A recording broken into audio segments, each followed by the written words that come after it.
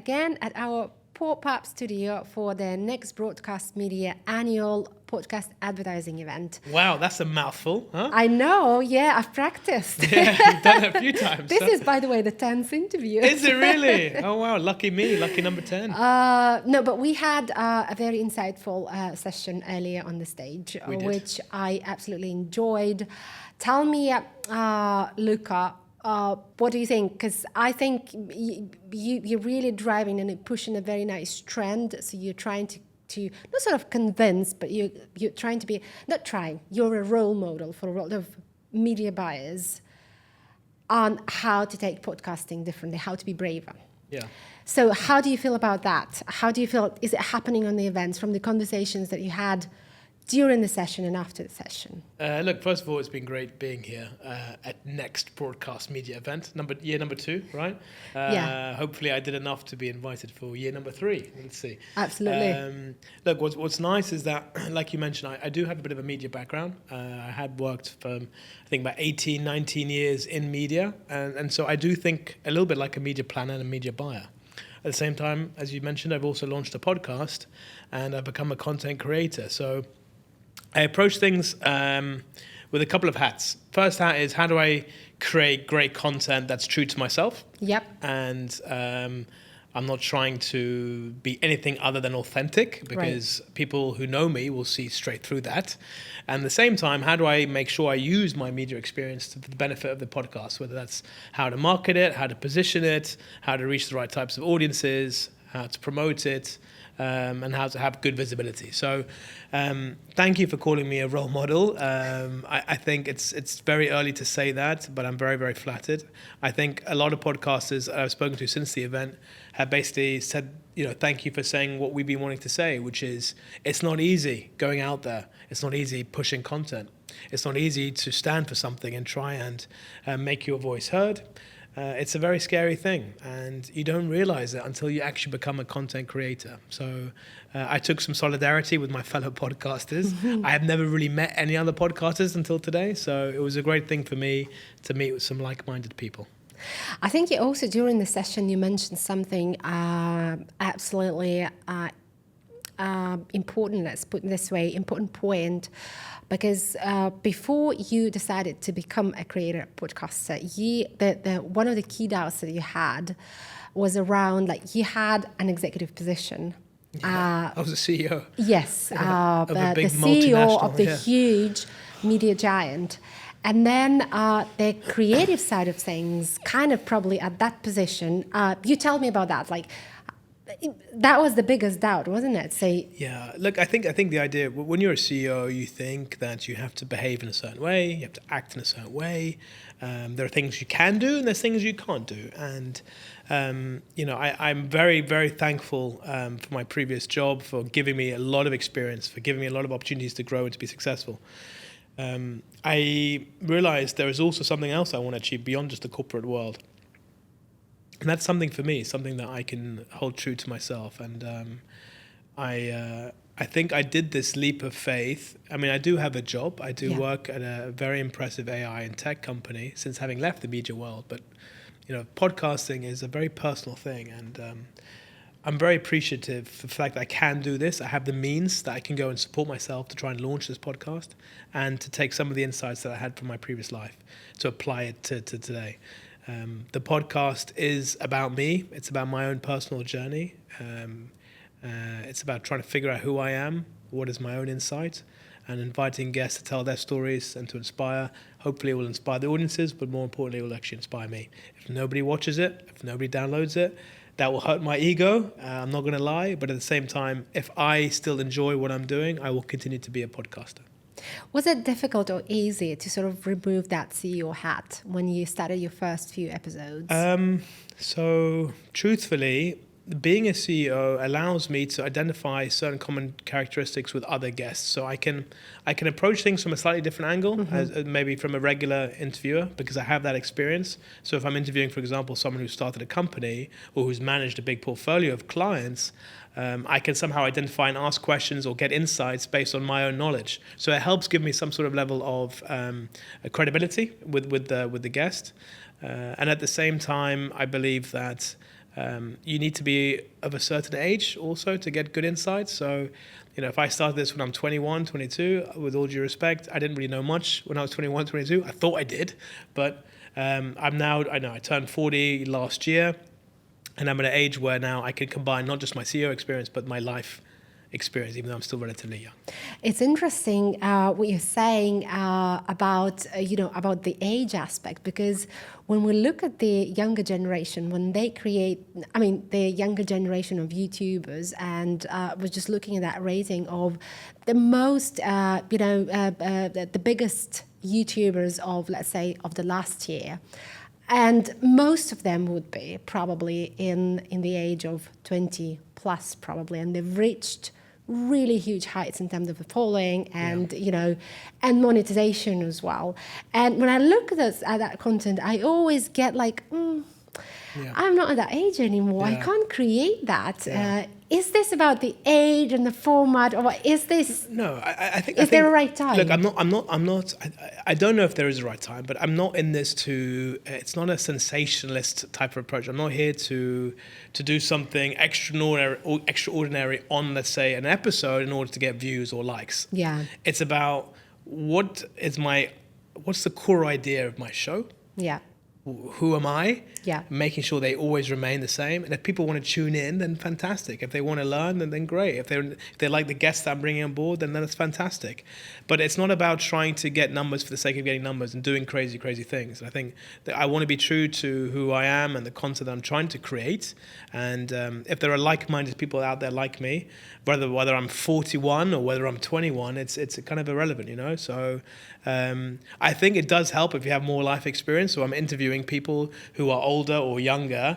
I've either been through what they've been or I'm going through it maybe at the same time. For example, when you become a parent, you have a different viewpoint on life in general versus when you're not a parent. So when I'm interviewing guests who have kids, it's easier for me to relate to. So that's just one example. So I think age does help to some degree, but it's not about trying to tap into a younger type of mindset in order to get views or likes.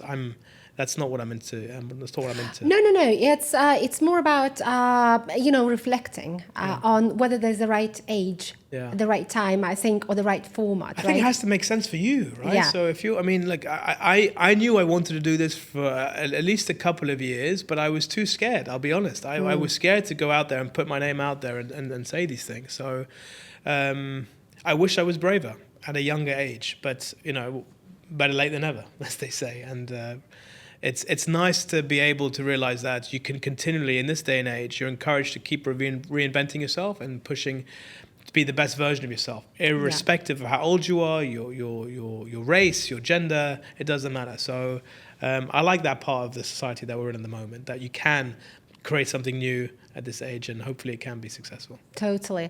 No, I love the fact that you are linking, let's say the origin of your podcast to, let's say, your journey, the way you were born. My own story. Your own story. I love it, and I think it's that's how people like to see other people nowadays. We want to see the personality in each CEO, if I can put it this way. You can. I talk to executives quite often, and we talk about different things like leadership styles. And with my interviews, when I'm doing in the business, I always try to encourage, leaders to show up out there, to show use themselves media, being vulnerable, to be vulnerable, to be open, to be authentic. So, and I think it helps when you have somebody like you, for example, with a great story of being there and here, and giving that example. And we also mentioned that it wasn't easy for you. So, do you see yourself as a growing podcaster? Do you see yourself as an interviewer, or bring up the nice story of your guests out there? Yes. So how do you see that part? Okay. Look, first and foremost, I think that interviewing people is not really my style. The idea of the whole show was to have a very honest and human conversation over a cup of coffee or a cup of tea, just like we're doing now. 2 chairs, right? The only difference is there's a few mics, there's a few cameras, and there's some lighting. but it's basically two people getting to know each other. And it's derived and designed to get insights from that person, whether it's the category that they're working in, or whether it's about their own personal story, to give some inspiration to the audience so that they can learn some stuff. So I don't want to see myself as an interviewer. I'd much rather see myself as someone who's just trying to get someone to open up using my own personal experience. And it's set in my home, so it's a very relaxed setting, a very relaxed ambience. And it's supposed to be informal. It's supposed to be easy. It's supposed to be relaxing. It's supposed to be calm. It's not supposed to be sterile. It's not supposed to be blunt and direct. The way to get people to open up is to make them feel relaxed. It's to make them feel safe. So the style that I try and approach on the Inside track is very much, driven by let them feel like it's okay to talk about things. And ask questions that aren't necessarily the most obvious, but the ones that will actually extract the most amount of insight. Yeah. And generally, if you watch my show, it lasts typically 50 to 60 minutes.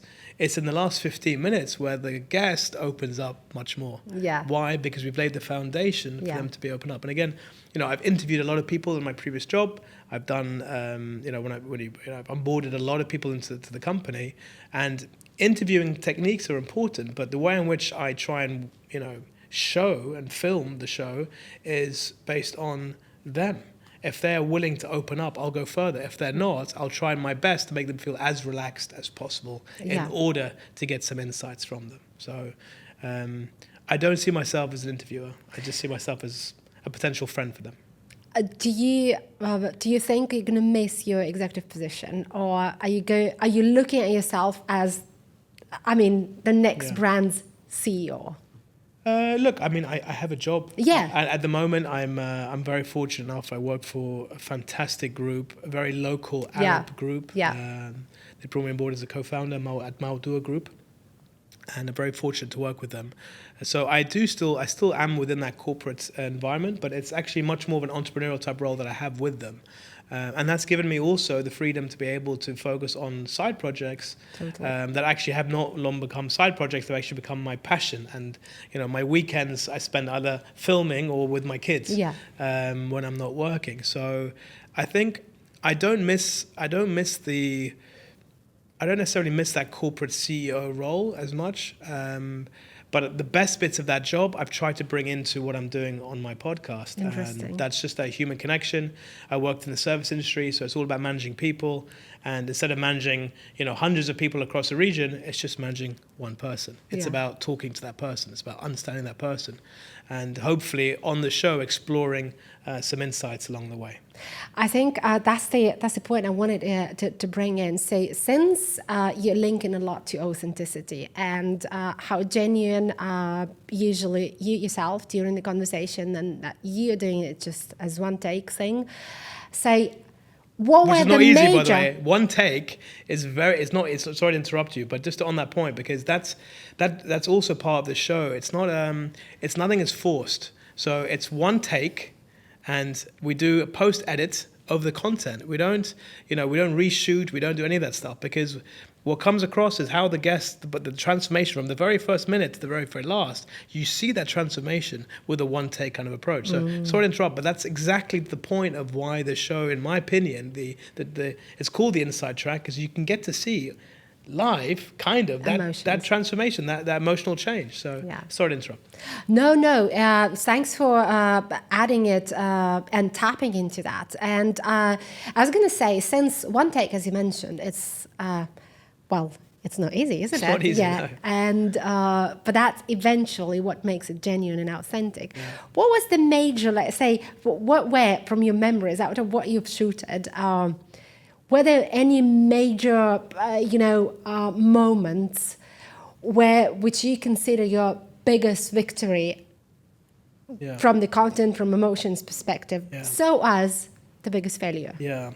So it's funny because there are some that I don't want to say anything about the guests in particular. I don't want to pick out names, because on the show what I've seen is they started off very, very stiff, and then towards the end you'll see a very small tear appear in the eye. I'm not going to name the names, but the most telling is after we finish shooting is that they'll come and tell me and say, Luca, how long have you been doing this for? And I'll tell them, to be honest, I just started. They told me the way in which you come across is like you've been doing this for years. And they would tell me how comfortable they felt and that they've opened up on things that they never have done before. So a lot of the stuff that they've said, they've told me off camera. But actually, I don't mind that people don't see that, because that's the fuel that gives me more confidence to go forward and keep doing what I'm doing, because I think I'm on the right track. Yeah.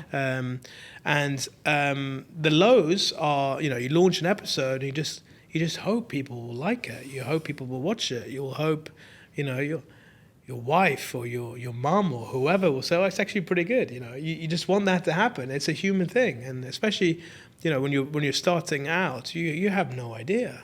You may think an episode is great. You may think you come across well, but if no one says anything, what would you recommend? That's Yeah, that's I know. Tough. Mentally, that's tough. You're putting yourself out there, Because most of the creators, including yourself, right? The people are very sensitive, very vulnerable, they're right? Human. They're just being human. Totally. Yeah. It's probably not seen in the regular job, but when you're creating something, that's a process where you deeply involved, right? Yeah. And not seeing attraction. Yeah. Is something that makes you, I don't know. Look, how does it make you feel? Look, you can become obsessed with numbers, and it's the wrong thing to do. But the thing is that we're also human. So I'll give you an example. I launch every new episode on Friday. It's weekly, okay? So when it comes to, by Saturday morning, I wake up and the first thing I do is I check how many likes, followers, views, downloads I've got in 24 hours. I'm like, that's insane. But it's a human thing to do. You just want to make sure that whatever you're doing is being well received. So that's one of the things that people, I don't know if they talk about it enough, but it's not easy to be a successful podcaster, because you go through a whole range of emotions that will test your very core. It will test your very confidence.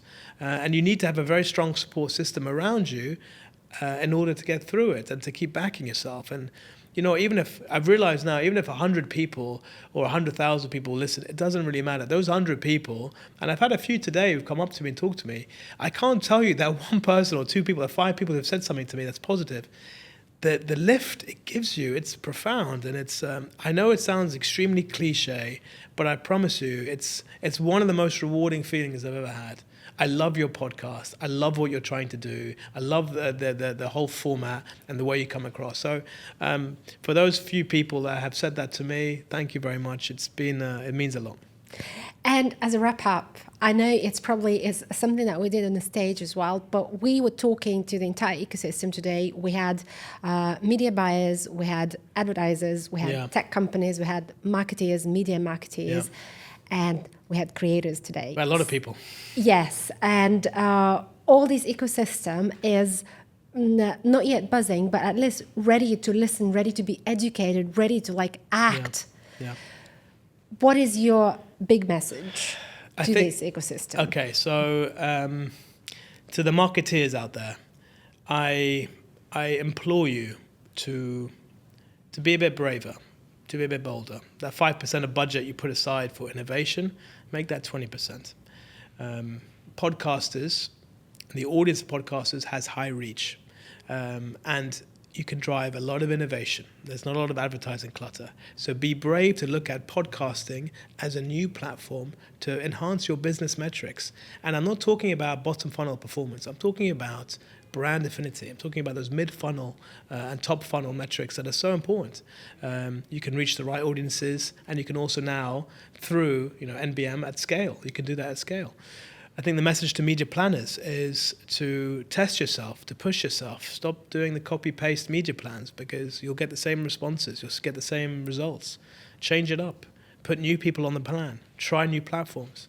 My message to the podcasters is thank you, because what you're doing is really, it's helping all of us, actually. And the more we support each other, the better the industry will be in result.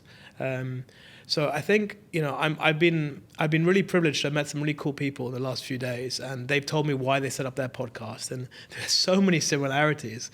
And when you think you're all alone and you realize you're not alone, there's other people like you, it makes you feel better. So we band together, and I think that's really important. So thank you for the podcasters out there. And I think that's basically it. So I've covered pretty much everyone, right? So it's the clients, that's the agencies, So we've got the ad tech companies which need to keep on searching the great stories. Keep helping us out, keep being able to give that visibility, that exposure, keep things in a brand safe environment, make it easy for advertisers to reach and to advertise with us. It will only help deliver better content. If podcasters can make some money from advertising, they'll be able to deliver better content, better production, which will in turn help, again, the overall ecosystem and drive even more advertising spend. I really love that message, by the way. It is so important for all we mentioned today to hear, because Luca, thank you for driving that change. Thank you for being at the forefront of that change. Thank you for having me. Yeah, thank you. Great.